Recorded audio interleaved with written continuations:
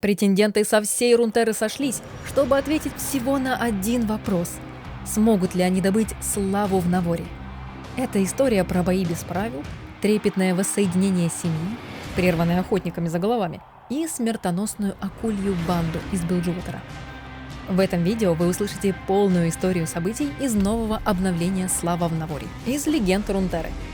Располагайтесь поудобнее, берите вкусняшки, с вами Почи, и мы начинаем.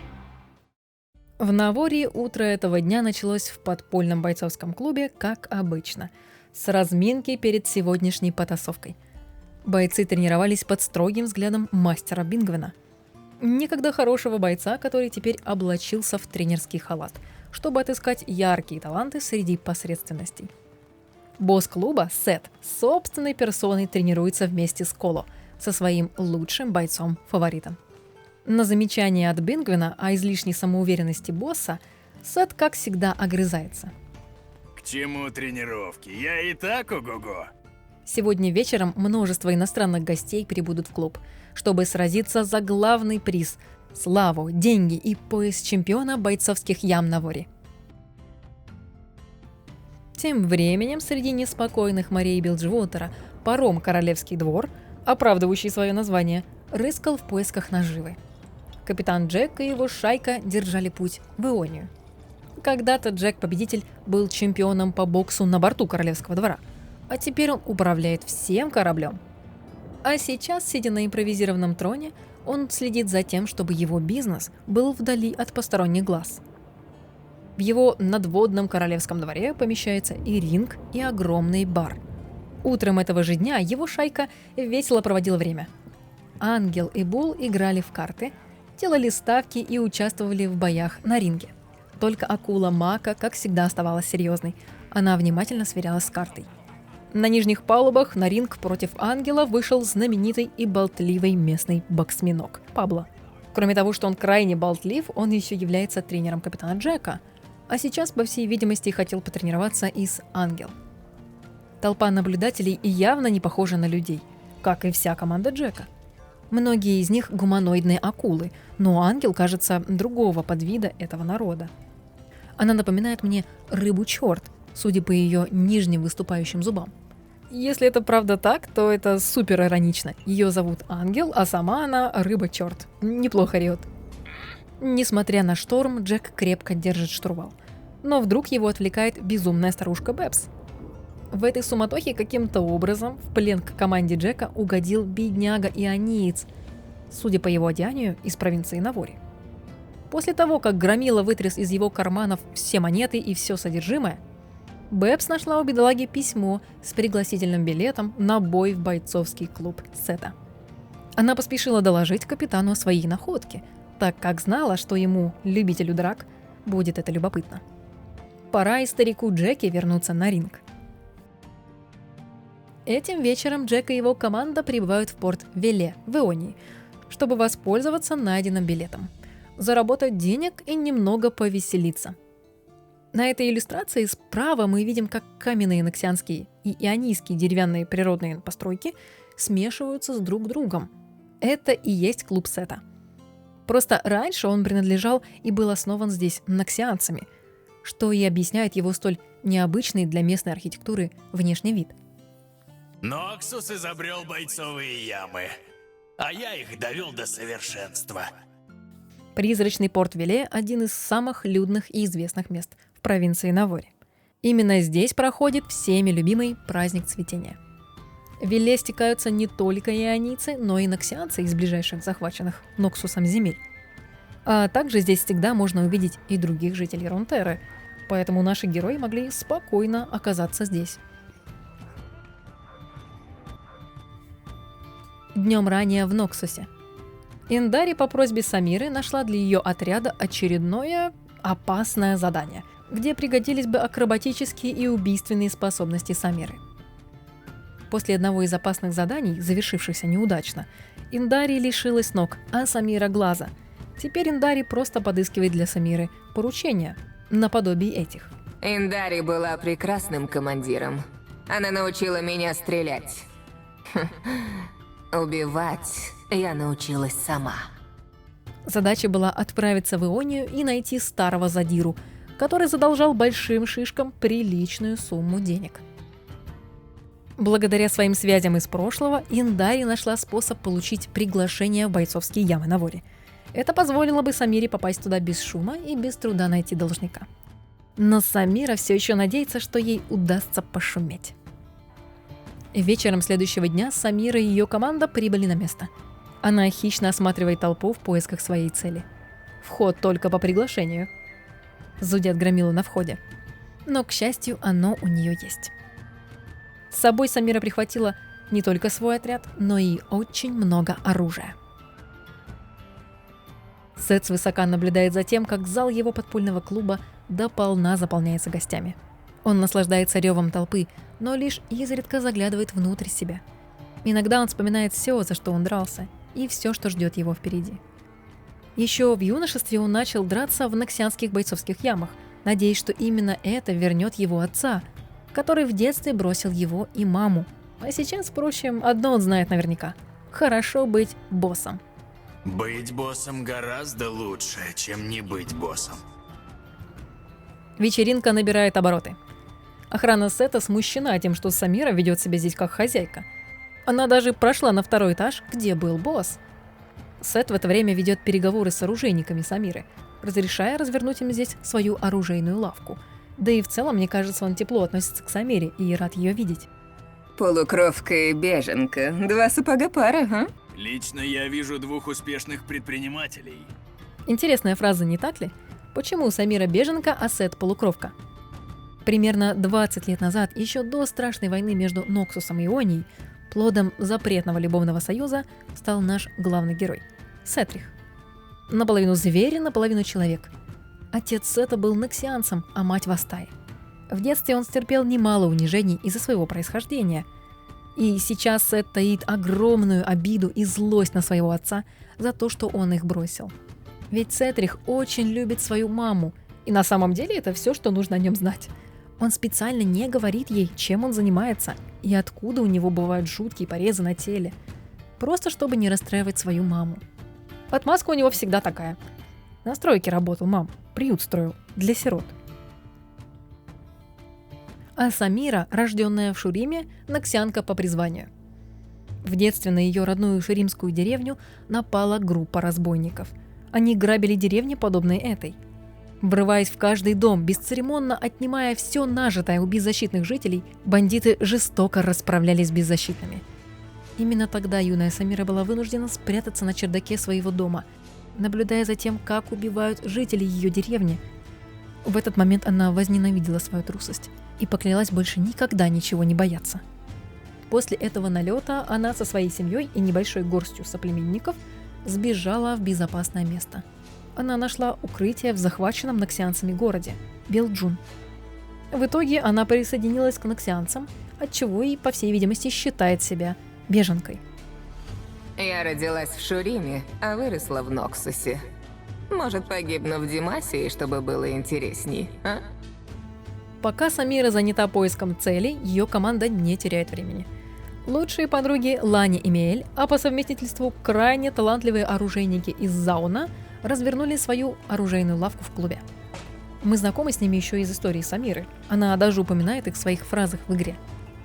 Больше всех на свете я люблю свой отряд и семью. Особенно тех, кто меньше бесит. Эти девчушки делают для Самиры и ее отряда крайне необычные, стильные, многофункциональные и смертоносные оружия. Внутри пахло расплавленным железом, а на столах лежали инструменты, которые нечасто встретишь в ноксианских оружейных. Бойкая женщина с 2 кольцами в губе сваривала заунскую медь, а ее напарница, крепкая словно бык, чистила хекстековый карабин. Подмастерья все в татуировках были на подхвате. Миэль тоже озабочена поиском цели. Она надеялась, что лавка привлечет должника, но искомая цель так и не подошла. После успешной распродажи оружия, Миэль и Лани решают угоститься напитками у гостеприимного бармена-миксолога из рода Вастаи. Бармена зовут Мэг. Мэг делает лучшие напитки в этом заведении, радует гостей своей улыбкой и пушистым хвостиком. Чуть позже к барной стойке, к элегантной, но убийственной танцовщице подошел неприятный тип. огромная четырехрукая и, ко всему прочему, вонючая акула Бул только что сошла с корабля Джека, а теперь в ужасе убегает, не ожидая, что столь хрупкая красавица может быть настолько опасна. Имя этой девушки мы не знаем, но мы знаем, что она из отряда Самиры. И Самира искренне восторгается ей. Моя девочка шикарная и смертельная. В это же время щеголеватый Дэнди из команды Самиры решил записаться на бой. Его мотивацией участвовать стало неумолимое желание покрасоваться перед Сетом. Кажется, он хотел ему понравиться. Как с картинки от мутусих тигр. Главное, только не по лицу. Стильное убийство, конечно, в стиле духе Самиры и ее команды, но Дэнди не совсем пришел за битвой. А его фразы непрозрачно нам намекают на его симпатию к Сету. Стоп, Сет здесь? Как я выгляжу? Так еще у него не просто нож в руках, а нож-расческа. Можно поправить свою стильную прическу прямо во время кровопролитной битвы. Удобно. Можно без пробития, чтоб сразу ореол. Неожиданно, но Дэнди повержен. Кола, боец-профессионал, уложила его на лопатки и теперь празднует свою победу. Это было легко. Толпа ликует. Но как грустно, ведь Сет все-таки увидел его поражение, а не победу. Кола относится к одному из подвидов вастаи – фаухун, овцевидные человекоподобные существа. Сила таких вастаи в разы превосходит человеческую.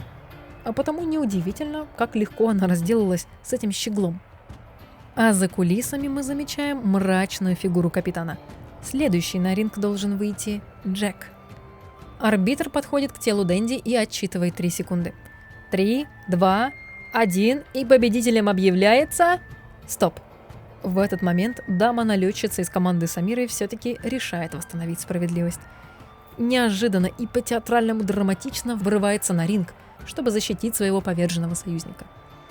Замес становится только веселее. Толпа вновь ликует.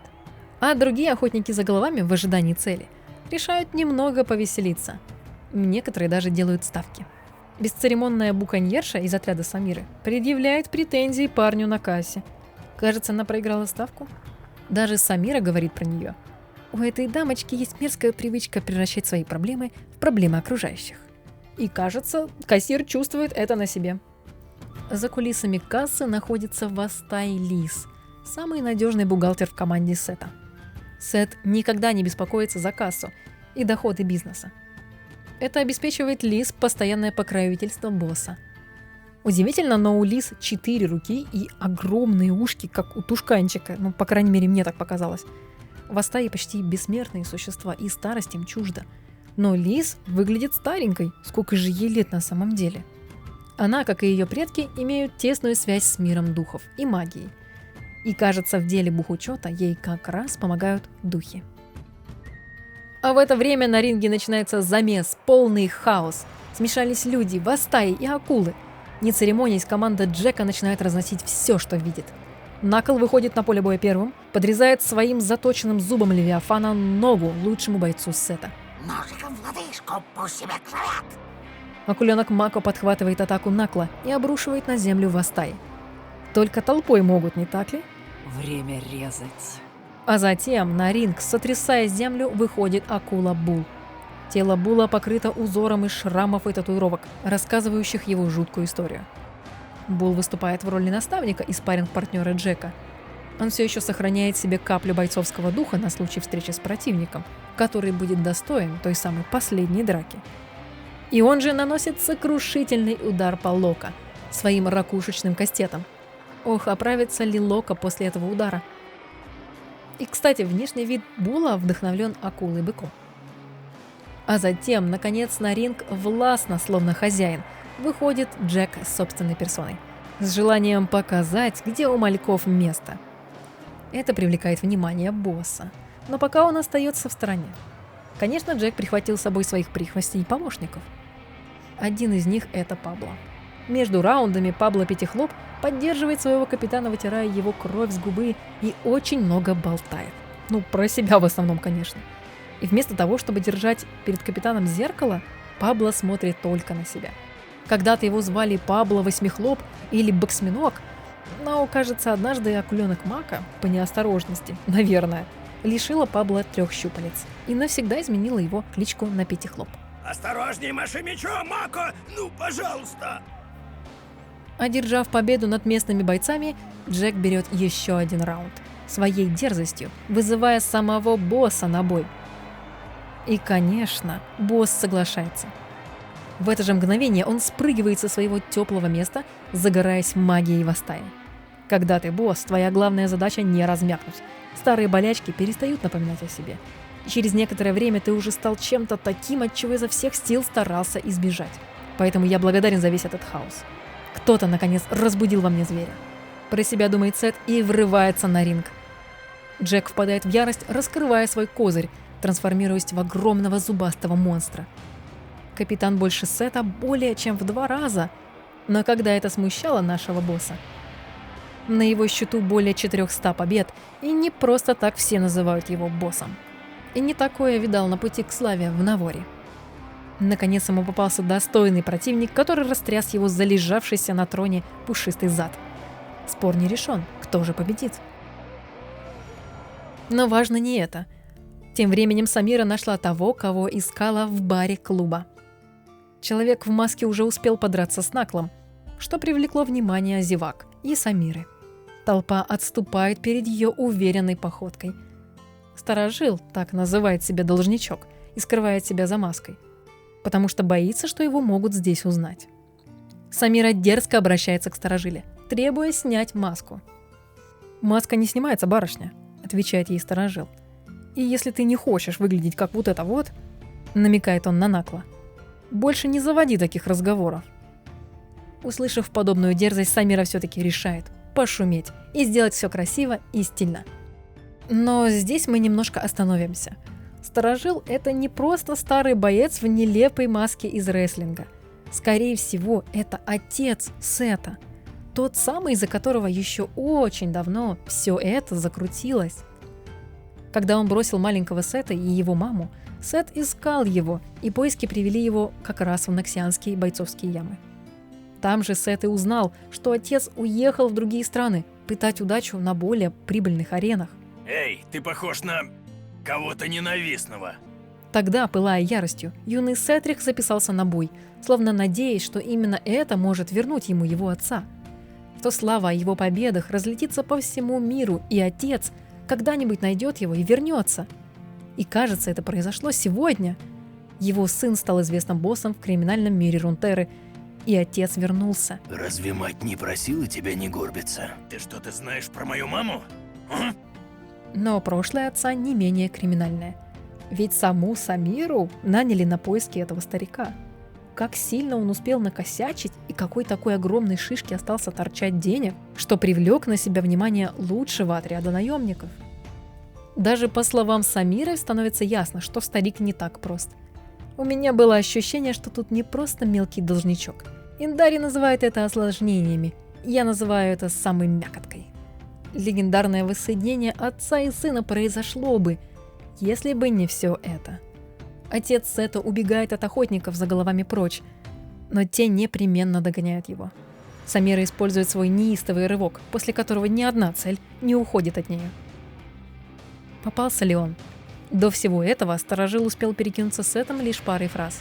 Тебе не говорили, что нужно уважать старших? Один говорил. Я дал ему в бубен, но с уважением. Но успел ли он поговорить со своим сыном, рассказать ему все? Может, он хотел помириться, а может, нет? Может, Сет бы сразу снес ему башку, как только узнал его? Расскажите ему. История на этом не заканчивается. В этот же момент, когда клуб в полном хаосе разносит Самира, Джек и Сет, некий странный персонаж, именуемый Папаша Гнев, проникает на корабль Джека и молниями к чертям разрывает его. А Инферно, опасная штучка, тоже из команды Самиры, поджигает дотла бар внутри корабля, где еще утром веселилась команда Джека. Королевский двор пал. Корабль горит изнутри и тонет. Неужели Джек потерял все? Возможно, Самира не хотела дать должнику уйти и попросила свой отряд избавиться от ближайших средств передвижения. А что было дальше, узнаем позже. Возможно, в следующих обновлениях, а возможно, никогда. А возможно, Риот не дадут нам эту развязку. Вам понравилась эта история? Пишите в комментариях. Было достаточно трудно объединить весь известный лор про текущие события, но, надеюсь, получилось интересно и вам понравилось. На этом у меня все. С вами была Почи, подписывайтесь на канал, чтобы не пропустить новые истории из мира Рунтеры, и всем пока. Люблю тебя, мамочка. До завтра.